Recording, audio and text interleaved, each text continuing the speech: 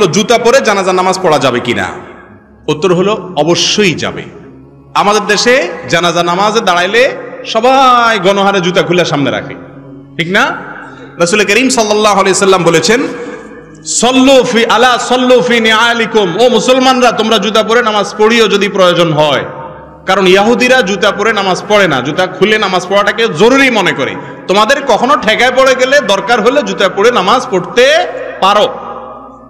জানাজা নামাজ তো বাহিরে পড়া সুন্নত, মসজিদে না। তো বাহিরে নামাজ হলে জুতা পরেই নামাজ পড়ার কথা। তবে হ্যাঁ, জুতার নিচে যদি নাপাক থাকে, আপনি একটু তলা দেখলেন, নাপাক আছে দেখলেন, তাহলে জুতা খুলে রেখে আপনি নামাজ পড়েন, বা খুলে তার উপরে নামাজ পড়েন, নামাজ হয়ে যাবে। কিন্তু যদি দেখেন যে না, নাপাকের কোনো আলামত নাই, মাটি কাদা তো থাকবে, এটা তো আর নাপাক না। মাটি কি নাপাক? অতএব মাটি ধুলাবালি থাকলে ওইটা নিয়ে নামাজ পড়া যাবে। নাপাক দেখলে সেটা শুধু খুলে রাখবেন। আর আজকাল নাপাক কোথায়?